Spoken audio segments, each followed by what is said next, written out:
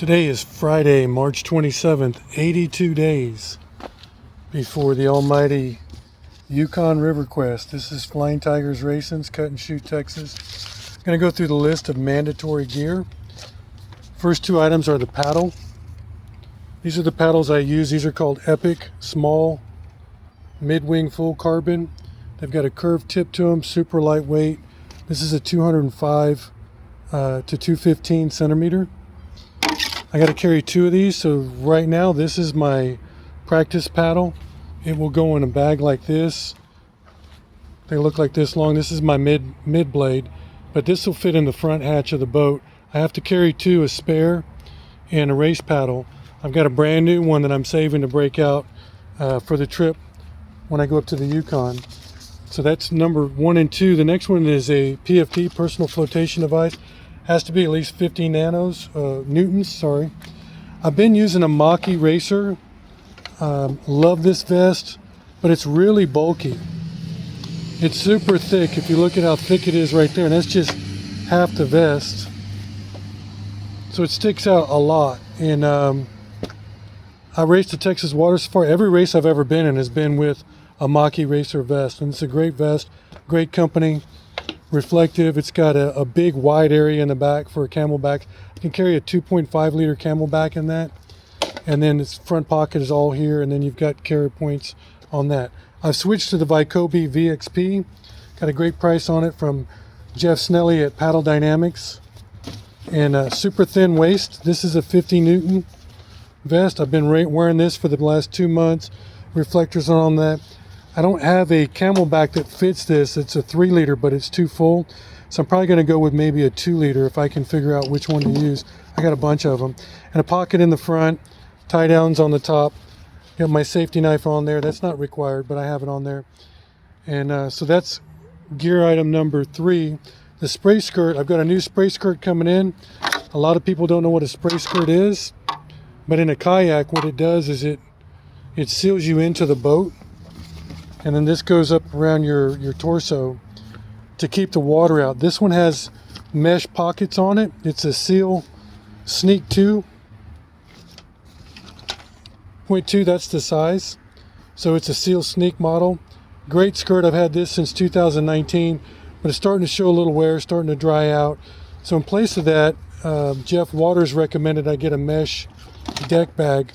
So what I'm going to do is when my new skirt comes in, I'll probably end up lashing this to my elastic bands and just having it lay on top. That's what I'm going to go with for that. And I've got a new door 6mm marine floating rope. It's reflective orange. This just came in yesterday. What I'll do is I'll tie an end off here with a hangman knot, slip it through there, and then I'll run it back on one side or the other and maybe clip it somewhere like here. So like it's a throw line when I dock halfway. I just need it for the finish line, which I plan on doing, and CarMax, the mandatory checkpoint. My repair kit's going to be flex tape. I use that in the Safari. It works great. I just don't have any yet. And then tracking. I've got 2 tracking devices. This is the Garmin Montana 700i, which is going to give me a GPS map.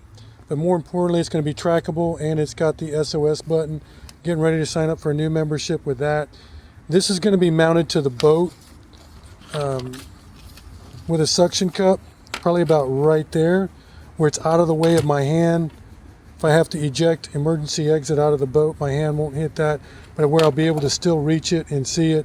So I've been practicing with it mounted right here, and then I've got a tether line to tether it in case the suction cup loses. I don't lose a very expensive piece of electronics. And then this one just came in today. This is a Garmin InReach Mini 3X, or Mini 3 Plus, I'm sorry. And this will be mounted right here on the life jacket, I'm guessing, probably right there. I can send text messages, emergency messages with this. It's a GPS tracker, so we'll be able to track the boat, and we'll be able to track me. And this has the emergency SOS button in it as well, right there for if something bad happens and I need rescue. So that just came in today. And then a robust sealed trash bag. I don't have a trash bag yet, but I'll get one. The next one is a stove, fuel, and pot. I've been using this one for years. It's a Toke 750 milliliter pot.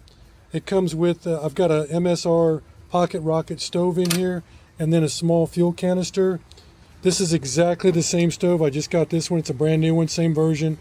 I'll be taking that one with me. It comes in a little packet. And I typically use the middle or the tall ones when I normally cook. But for this case, I'm hopefully not going to need this. It's a 110 gram cartridge, and this all fits together nicely it's all about packaging small. And then got my spoon, titanium spoon to eat with. This is the food I'll eat. I'll have a couple of these, just variety meals. Mountain House is my favorite. These are freeze dried. You just add about maybe 12 to 14 ounces of water, and that's it, if even that much. About 500 milliliters of water, 600 milliliters of water, half a bottle of water. That's all I use. So that's it. And then clothing. We've got warm clothing layers, tops and bottoms. So this is an Arc'teryx Beta jacket. It's Gore-Tex, super lightweight. It's a hood and it fits over my life jacket, which is important. So I'll carry this in the day deck right behind me. And then I've got the same brand of pants, Arc'teryx Beta. This is how small they are. They're Gore-Tex. This goes in a dry bag. And then I've got an Arc'teryx Cerium, super lightweight down jacket to wear if it gets really cold.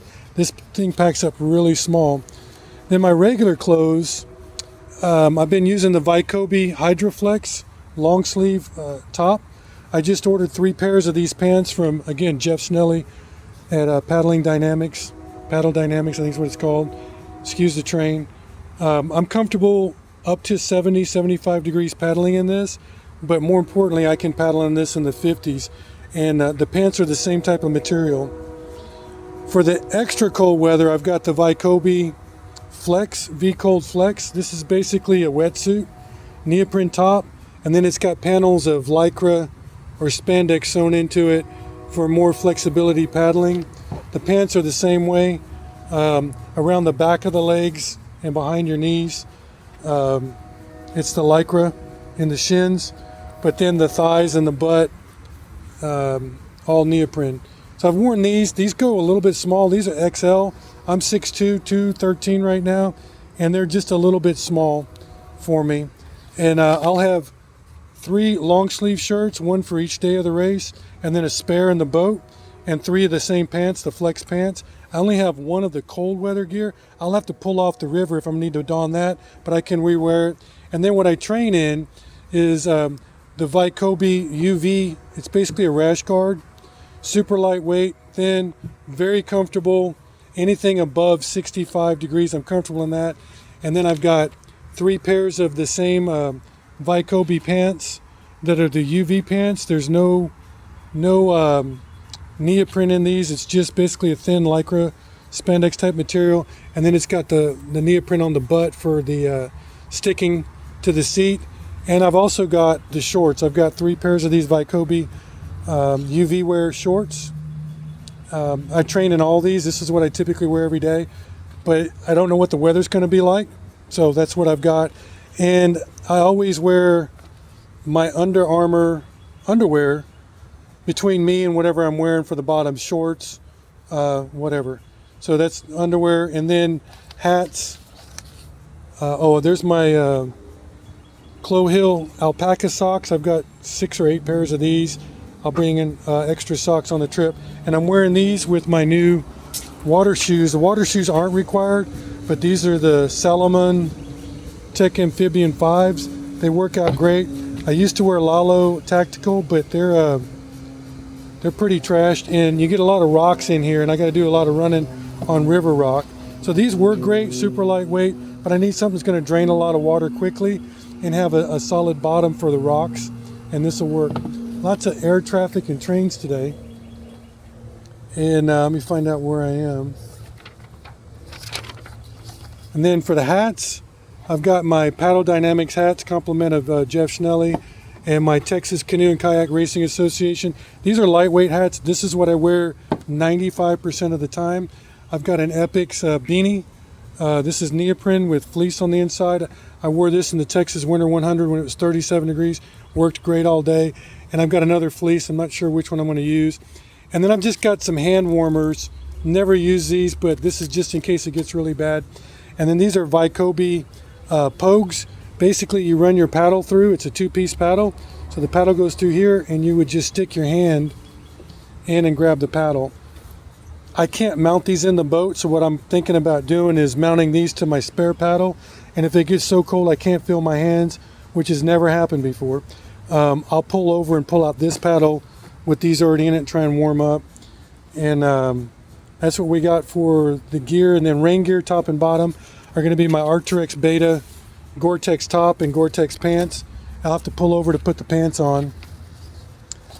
And then we go into freestanding tent. I've got a Mountain Hardware Ghost Ultralight 1. The tent fits in the dry bag. There's nothing to really see there. And then my sleeping bag is a REI Magma 15 degree sleeping bag. Super lightweight. The whole bag fits in there. Each of these weigh under 2 pounds.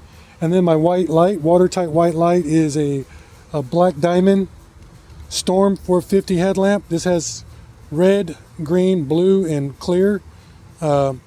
I used this in the Texas water safari, but never got to turn it on because I got lost in the when I got knocked out of the boat in the ocean. I don't use headlamps at night, but I have it just in case. I just paddle at night with my eyes. And then waiting on the race bibs, we'll get those from Yukon River Quest. Hard copy maps. I've got the Canadian book. It's OTW on the way. And then food and fluid. I've got my MSR Guardian water purifier. Y'all have seen me use this in the past. It attaches to a 1 liter Nalgene bottle, or I've got this 10 liter dromedary pouch that it attaches to. I may carry this in case I get stranded and have to have water. I may go with a 5 liter or a smaller one just as a backup. I don't plan on carrying any water other than maybe 1 to 2 liters. I can drink water out of the river using this. I've used a life straw in the past. I carry that on me. This will go in the back of my life jacket in case I get separated from the boat. This is a brand new one that just came in the other day. So that's the fluid side of it. And then the food, Bill Searstorfer was kind enough to lend me his Hammer Nutrition Perpetuum. I haven't used this yet. It's 2.0 Ultra Endurance Fuel. He said put about 8 cups in a cycling bottle of the powder and then mix it with water. So you basically take one mouthful of that and then wash it out with water. And then I've got a variety of gel blocks, energy gels, chews, sport beans, electrolyte fizz, electrolytes. So a combination. I'm still working through what I'm going to like best. And then I'll get some solid food like some Cliff Bars, something small enough to pack away. So that does the food and fluid.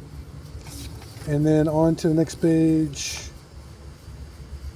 Yep, and then a whistle.